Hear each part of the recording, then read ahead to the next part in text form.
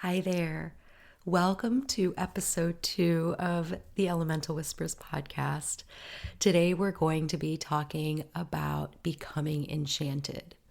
Now, this is a topic that I actually had in my mind to bring forward a little bit later in the podcast's life, but I listen to the messages of the universe, often being delivered to us in the form of synchronicities. And I received a really clear message that now was the time to have this conversation.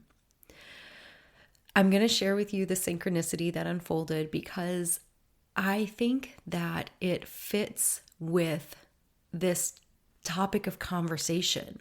Part of living enchanted, becoming enchanted, re-enchanting our lives is about waking up to the idea that life is in constant dialogue with us, that the universe is constantly sharing with us messages, clues, symbols. And it's just that in today's busy world, we sometimes do not stop. We don't pause to really acknowledge, or sometimes we don't even notice the messages, the information, and the synchronicities that are coming forward. First, for those of you who don't know, a synchronicity is a seemingly magical occurrence or coincidence. It seems like a coincidence, but that's just the thing. There are no coincidences. And a synchronicity is one of these magical occurrences that is reflecting to you that the universe is alive and interacting and engaging with you every moment of every day. It's the kind of occurrence where you're talking about a bird that you saw the other day, and suddenly that same exact bird flies overhead. Or you read something in a book and you have a really clear feeling or image of some archetypal character, and the next day somebody hands you a gift or a little figure, and it's that exact same archetypal character. These are synchronicities. These are when the universe is nudging you forward, trying to invite you into the flow of life and to step into a conversation, a dialogue with magic. Magic is part of enchanted living. So I want to share with you this little fun story that was my synchronicity this morning. I had signed up for a newsletter for Roots of Lore. And Roots of Lore, if you don't know, it is a podcast that is a beautiful exploration of fairy tales and folklore, diving into the roots of these tales, as well as looking at what their medicine is for us in today's world. This is a fabulous podcast, and I would highly recommend it. It's been out for a really long time, and I was just checking to see if there was a new season released. And so I decided to sign up for the newsletter list because I thought, well, I don't want to miss out when there is a new season available.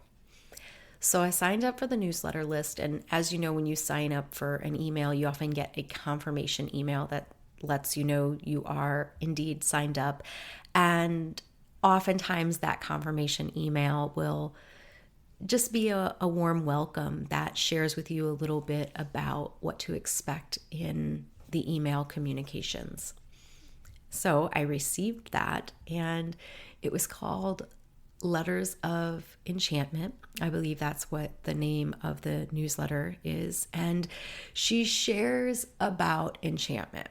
And I didn't read the whole thing because as soon as I read the first paragraph, I stopped and I thought, you know what? This is something that I've wanted to talk about for a really long time. And it is a huge part of living an embodied mythic reality, which I referred to in the last couple episodes. And it also, I think it's important to talk about enchantment because there are a lot of negative connotations around enchantment, and we'll talk about some of those as well. And enchantment also, to me, can carry frivolity. It can seem unimportant and very frivolous especially in a modern world. What I mean is that, we look out at the world around us, and with all of the serious issues that are up for us right now, as a country, I'm US based, as a people, as in a humanity, sometimes it can appear ungrounded and like escapism to live an enchanted reality, to connect with inner earth beings like fairy, elven, dragon forces. All of that can seem pie in the sky, trivial, unimportant, and this could not be farther from the truth. I want to share with you a quote that really encapsulates this idea. And Caitlin Bram, the creator of Roots of Lore podcast, actually shared this quote as well in the email. This quote is originally from a book, Caliban and the Witch by Silvia Federici. And it goes like this.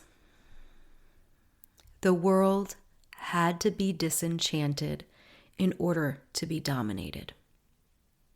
And that sparked within me what I know to be true, which is that enchanted reality, re-enchanting one's life, returning to the deep magic that lives within the heart of the land, that lives within our own sacred heart temples, must be connected with, re-accessed, and allowed to flow into our world through our own lives and choices that we make to walk a path of living magic.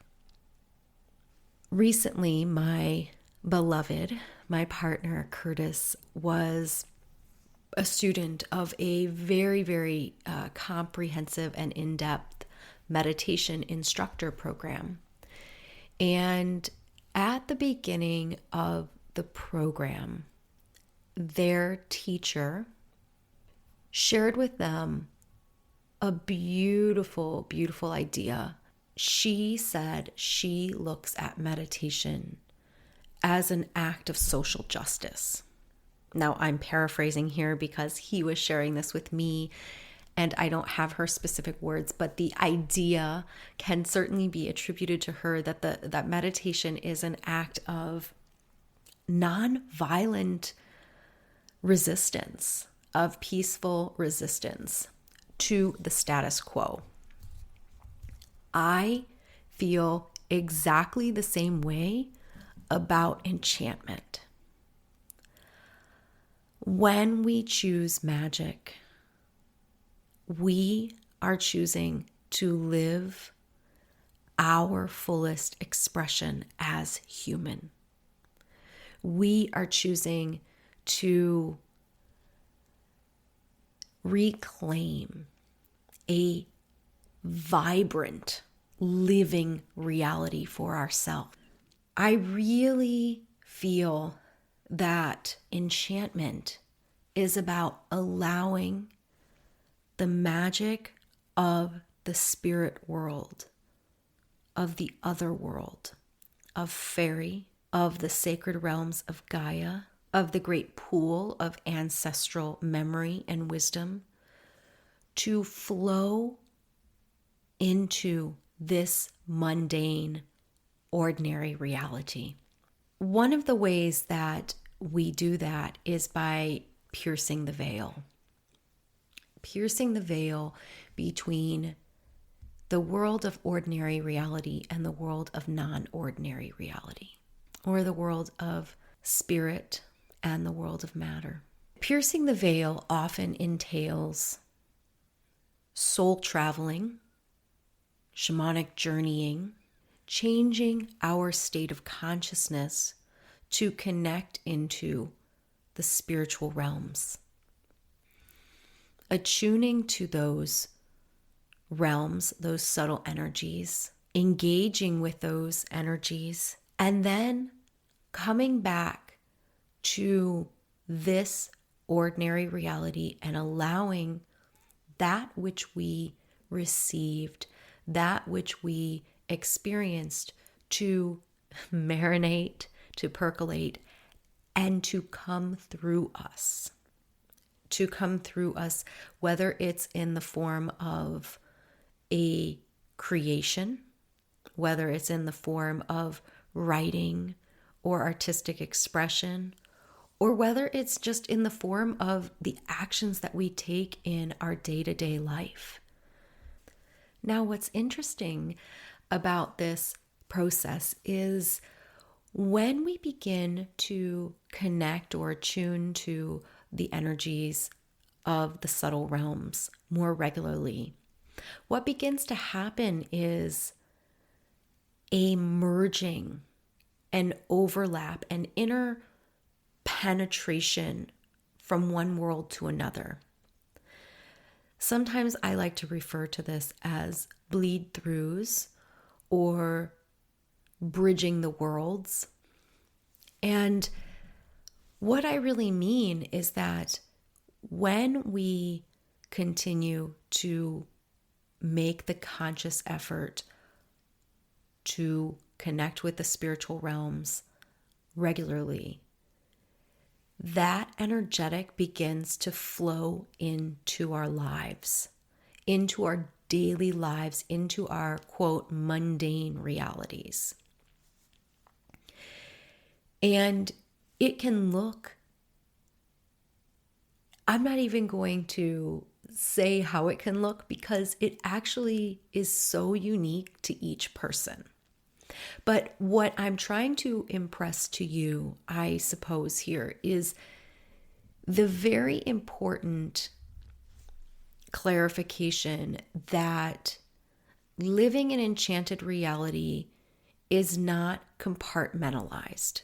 A lot of us tend to confine or compartmentalize our spiritual practices, our spiritual side, our spirituality to a very, specific time of day or perhaps a specific class or program.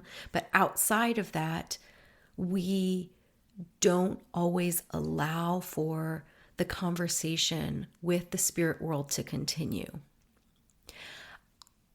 As powerful as the journeys that I have made throughout the years, and in this case, I'm actually talking about inner world journeys, journeying to fairy, to the, different dimensions of the spiritual world, the inner earth planes of Gaia. As potent as these experiences have been, what has been much more, or rather just as important, I will say just as important, is me actually bringing that which I experience in the world of spirit into this world with me and then living it. So for me, there is no difference between when I am sitting in meditation or journeying to the inner planes, and when I am out walking in the forest, or when I am sitting in a park. Now, I'll admit, when I am in a very crowded situation, place, I am not as aware to the spiritual impulses because I am doing my best to actually maintain the integrity, the hygiene of my energy field, not being bombarded by just all of the psychic airwaves that exist when we are out and about in the world. A little note that I think is important, though, to mention here is that I am not of the camp that feels that I'm constantly being bombarded by negative energy and I can't go someplace or do something because there's all these quote negative energies. No, no. First of all, I really want to, and I think this will be a different episode, but I really want to actually begin to dispel some of the ideas we have around positive and negative, dark and light, good and evil, and really look at that. But I am trying my best to use my language consciously and not call something that is perhaps not in resonance to my energy, my essence, calling that negative or lower or higher vibration. I really feel it's important that we begin to re-language some of our ways that we experience energy. And I'm speaking a lot in terms of being somebody who was part of the New Age and spiritual, kind of mainstream spiritual community for a very long time. And there's a lot of good and a lot of growth, and there's also a lot of shadow in the New Age, tremendous shadow. And again, I think that this is probably a different conversation, but I did just want to kind of make a little note because I just said the negative energy thing. And I think there's a big difference between, oh, this is in resonance, this is not in resonance, versus, oh my God, I can't do anything because I'm always bombarded by all this toxic energy. Or, there are really beautiful practices to support us in our energetic hygiene, to just make sure that we are really operating from our own energy and not taking on energies of others and then allowing those to imprint or influence us. And I think that it's also important to not mitigate responsibility for really taking charge of our own energetic space and not going into blaming others for their energy. So really important piece there. So when we are out in the world, perhaps we are not as attuned to the messages of spirit, or they'll have to be a little louder for us. And this is all part of enchanted living. It's not separate. It's not confined for me to closet spirituality. It's not confined to, again, my meditation pillow. It is something that bleeds into every aspect of my life. The other thing I want to speak to is the sacred. The sacred is also something that I think we have lost touch with in our culture. I grew up Catholic, and though we weren't a hugely practicing family, because I went to Catholic school up until through 7th grade, there were a lot of ideas and beliefs that I needed to examine. And I am so grateful for my time and my training with Inner Quest Metaphysical Church. This is a beautiful metaphysical center of love and consciousness that is located in Alpharetta, Georgia, so just a suburb north of Atlanta.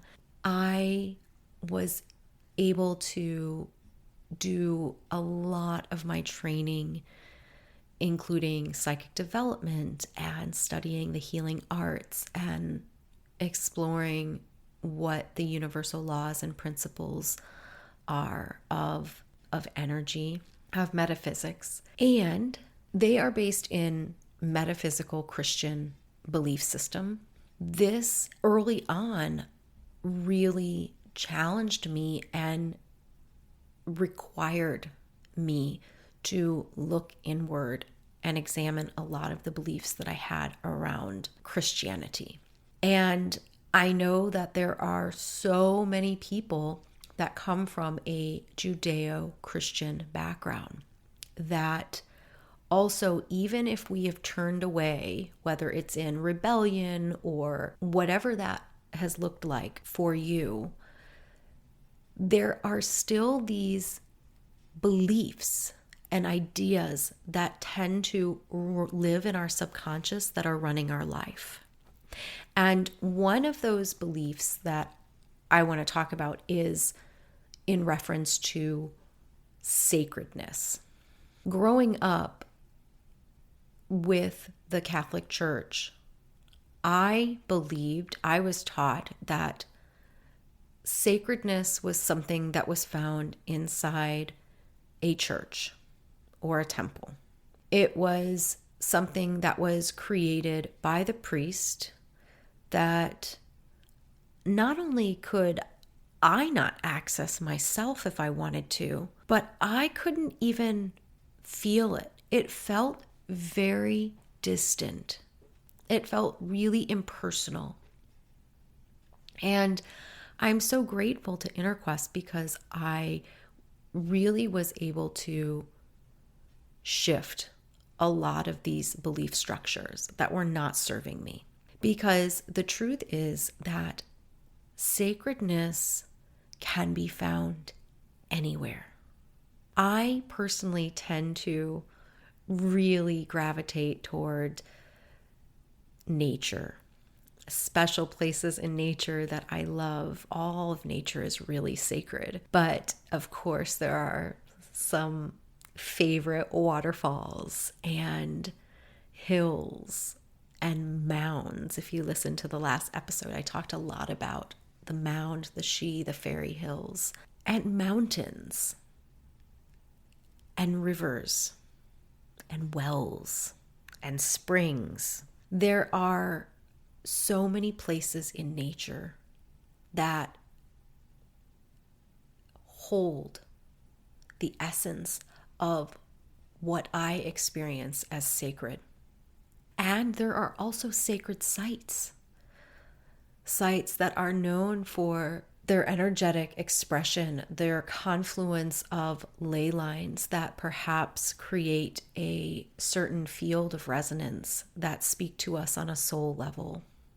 These are all examples of that which we can experience as sacred. One of the teachings of the feminine mysteries is that all women have the ability to create the sacred in time and space, to create sacred space, to create ritual, to open a portal in the mundane moment to the spirit realm. We can do that because we each hold a living, breathing, sacred space within us.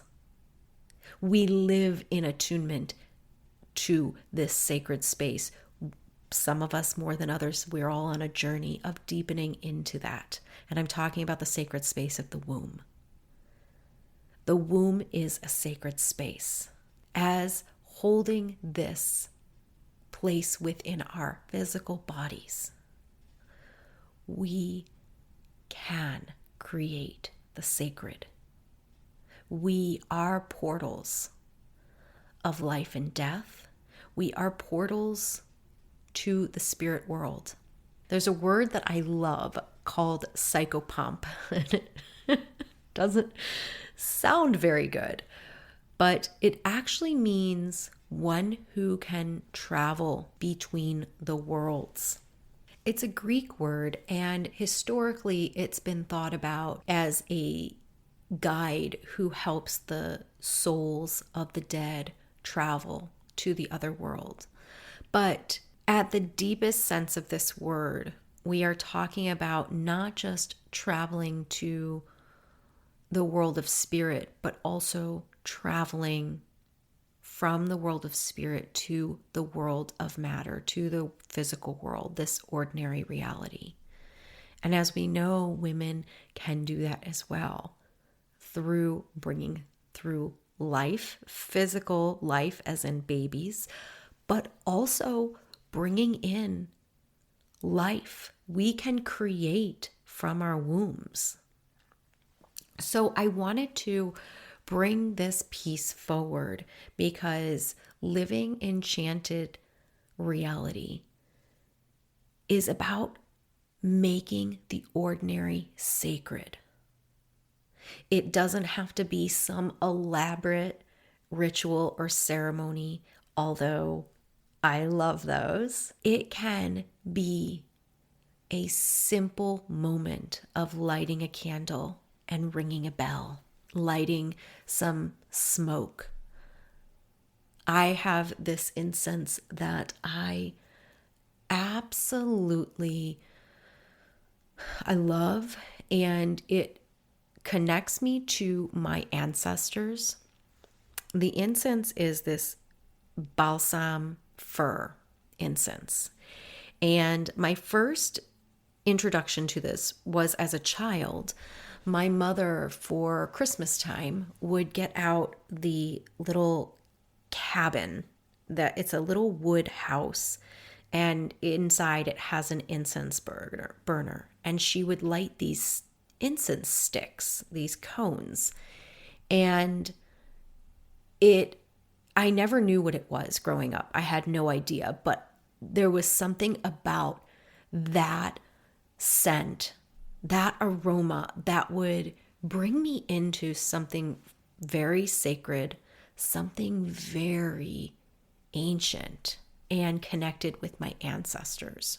My mom is Polish and French and Native American and Norwegian, so a lot of things. But my mom's mother, my grandmother, was Polish.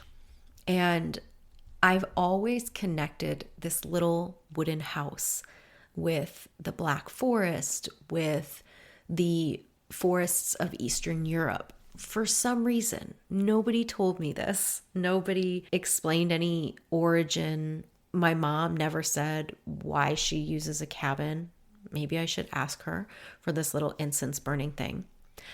But this scent always connected me with this. Well, in my adult life, a few years ago, I became obsessed with finding this scent. And of course, I asked my mother, and she knew what I was talking about, but she didn't know what it was. She said it's Christmas incense, is what she calls it. Well, that was not helpful. But through a great deal of research, I finally was able to discover that the incense of my childhood, Christmas time, was balsam fir. And so, of course, I ordered some of this from Payne's Incense Company, and I burn it all the time. And when I burn it, to me, it puts me right into this sacred experience of life. It automatically signals to my body that I am moving into a space where I can be connected to the ancestral realms, where I can receive guidance or simply be attuned to that wisdom. So I'm bringing this up because I feel it's important to state that living an enchanted reality, re-enchanting one's life, it doesn't have to be this whole thing. That's so descriptive, Diamira. But what I mean is that if you know my work at all, you know that I really spend a lot of time connecting in dialogue with the realms of spirit. And I literally mean that I am in dialogue with fairy, with beings of inner earth, with dragons, with with elven beings. I'm in communion. I journey into mythic story with them. And I'm just deciding if I want to go into a little bit of how that experience is for me. I think I will. But before I do, I just want to dispel this idea that your living enchanted reality has to look like that. It can. And I even want to say it will. Because part of stepping into this new earth expression that is arising and being born from the heart of Gaia as we are speaking now in this moment, part of that is becoming awakened and aware of the interconnected ecosystem that is part of this earth that is about more than just the beings that we can see and know on the physical plane. The sacred ecology of Gaia really comprises this greater expression of life on Earth. It comprises the spirits of nature, the inner Earth beings. As we begin to trust our sacred senses, open up to magic in the mundane, we begin to create pathways. And I'm seeing these pathways as I speak about them almost as if our neural systems are being rewired and cleared out. You know, meridians, when we're talking about the context of acupuncture, right? You have these lines of energy that flow all around the body that can get blocked. And then the acupuncturist will use the needles to reroute the flow of energy to support that energy to flow once again.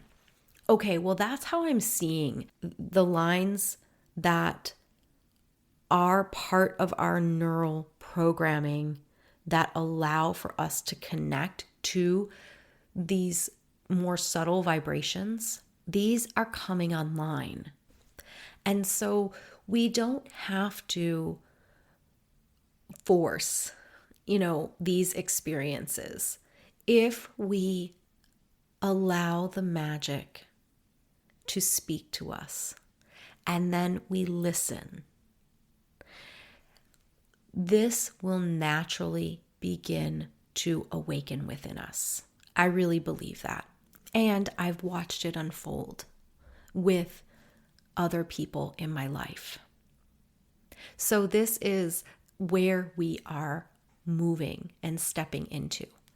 And living an enchanted reality does not mean that we have to have great conversations with the spirit of Gaia or with these with multidimensional allies and guides and beings. It doesn't have to look like that. It can look like the simplest ritual that connects you into the world of spirit. So I want to share with you how I experience a communion with a being of the other world. You've heard me talk about these interactions with the other world. My interactions with the other world have evolved. And just as we all evolve, we all change, right? You're not communicating with your friends the same way you were when you were in high school on the phone, right? Now your conversations probably look a lot different. Maybe they don't. In my early years, I think that I did what is pretty typical. I would sit in meditation and I would listen to the voice of spirit. I would listen to my soul speaking to me, whispering to me its secrets. I would also do a lot of guided meditations that are sort of like journeys. They're very much like the shamanic journey. They're like meditative journeys. And they were very visual. And they would usually be literally a journey. You would move along a path. You would arrive in different places, maybe a temple, maybe a special garden, a secret garden, maybe a forest. And once you were there, you connect with the spirit guides or beings that were in resonance to whatever you were working on. And those beings would come forward and I would have a dialogue. And sometimes the dialogue was in words and sometimes it was in symbols, and they would show me something. Maybe they would give me a piece of jewelry or a fruit or some object. And that object in and of itself would hold a vibration and it would inform me. And I might not consciously know what that meant or what it was wanting to speak to me, but over time, I know that even if I didn't think about the symbol that they had given me, it would still work its magic in my energy field.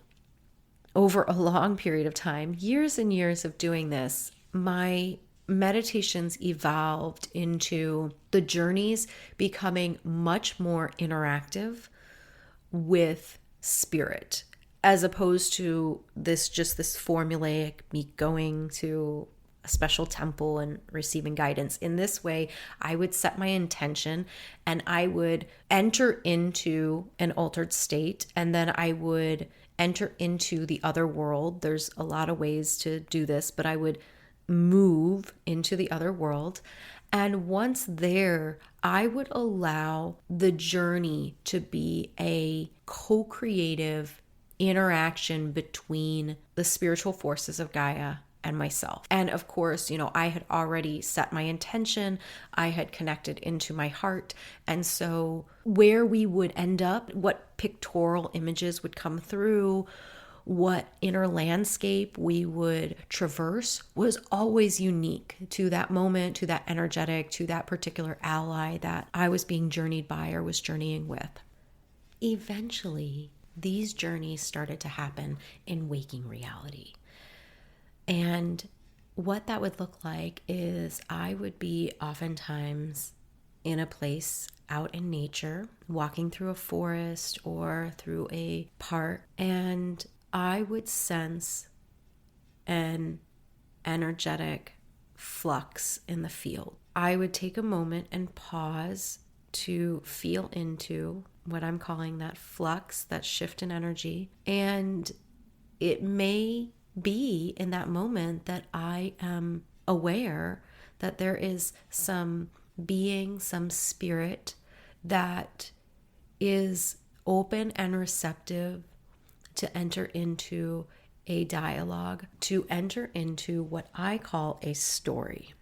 I like using the word story here more than dialogue because we have so many ideas about what interactions with the spirit world look like. Oftentimes, we think of solely sitting, either listening to a spirit being instruct us or explain something or share something, or us in a dialogue back and forth, which very often looks like us asking questions and then us listening for the answers. But my experiences are a lot more, I think all of our experiences, if we would allow them to be, can be a lot more robust and rich than that. That's why I call them a story, because there's this moment that happens, just like when you meet somebody new. And if there's a resonance, right? You've met those people that you just there's something about them that you want to know, you want to be friends with, then you get to choose, right? Do you make the move to introduce yourself and to begin a story, a relationship between the two of you? Or do you not? Or maybe you engage in that moment, but then you kind of let the ball drop and you never really pick back up that thread of relationship. It's the exact same way in the spirit world.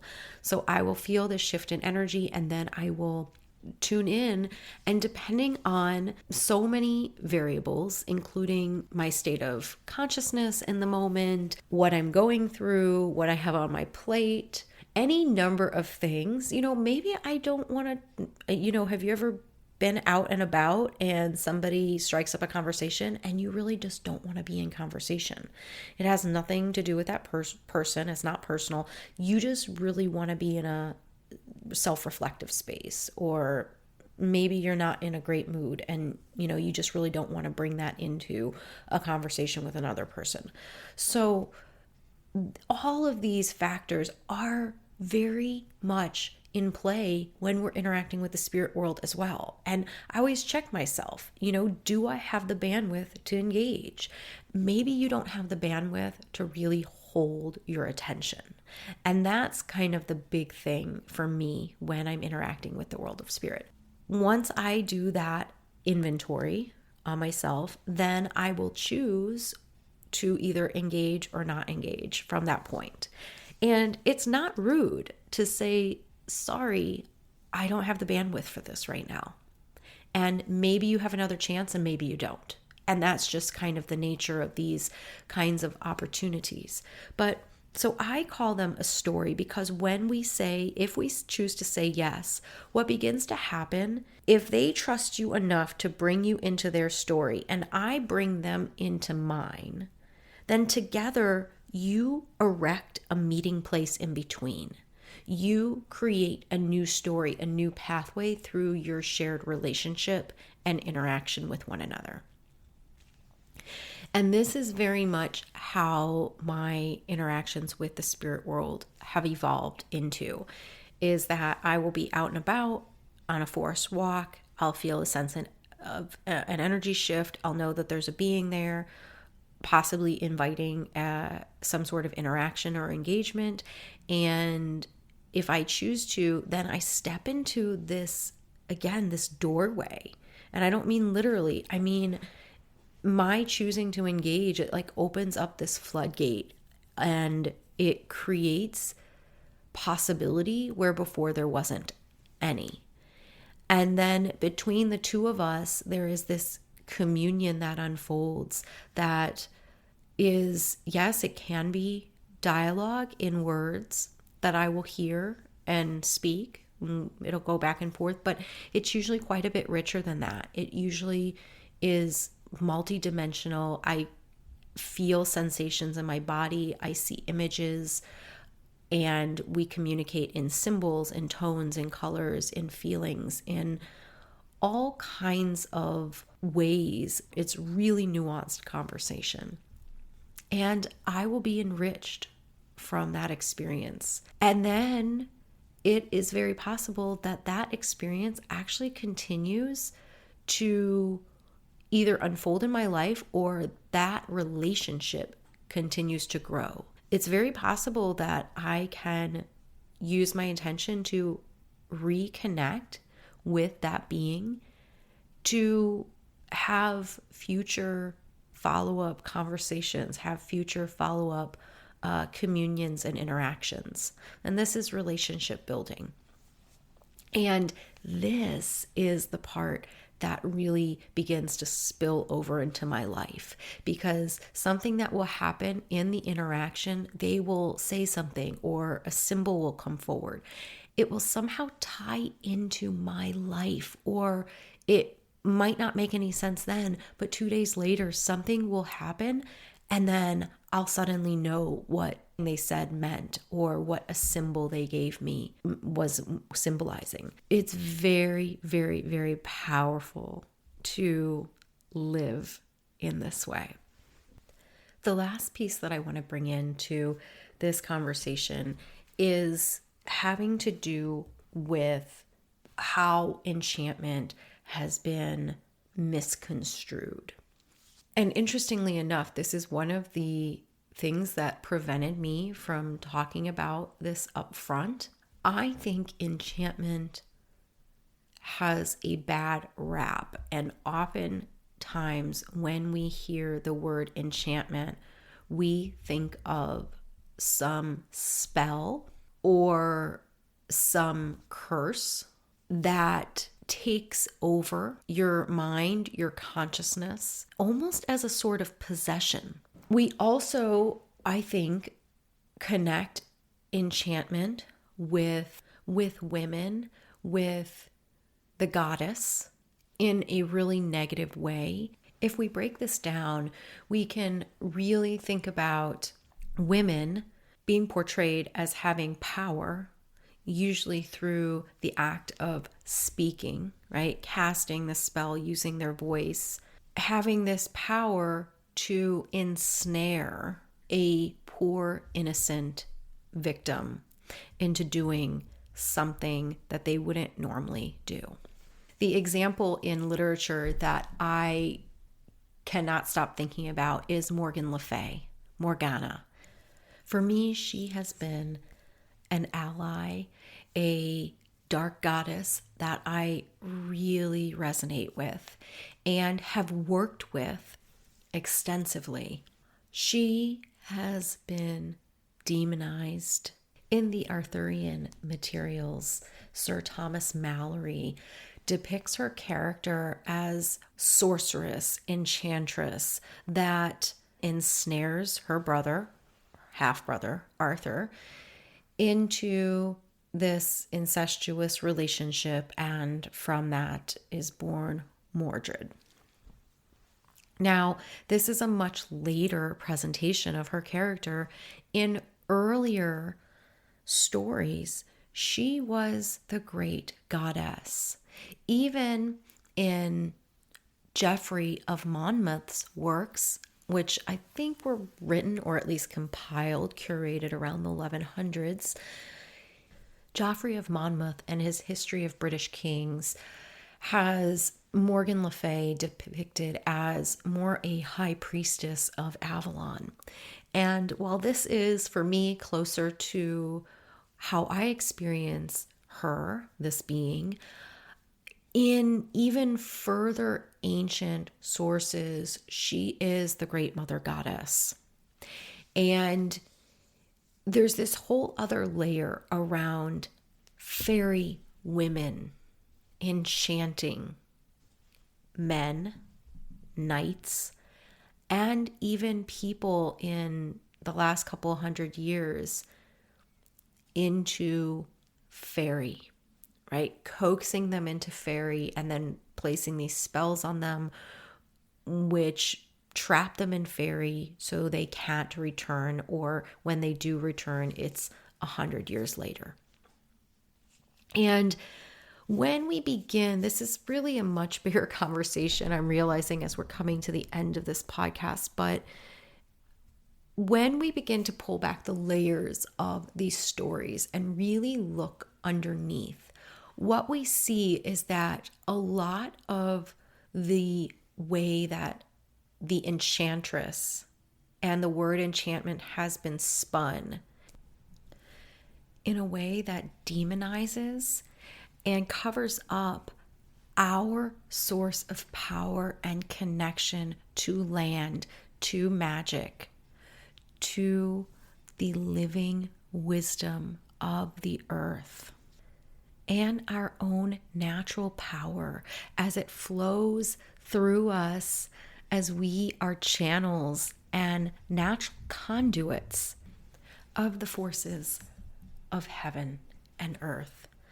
This is what I feel that enchantment has always been about, and also what is behind these distortions of its true meaning.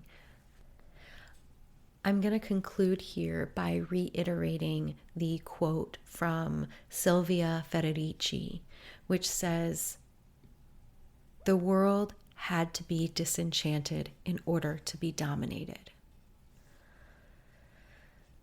That is why I am imploring you, urging you to re-enchant your life as a sacred activist, as an act of peaceful non-resistance to the status quo, as a way to take a stand for reclaiming our power as divine humans, as humans who are both children of Gaia and children of the cosmos. Thank you so much for joining me. Until next time, here's to living a life of sacred enchantment.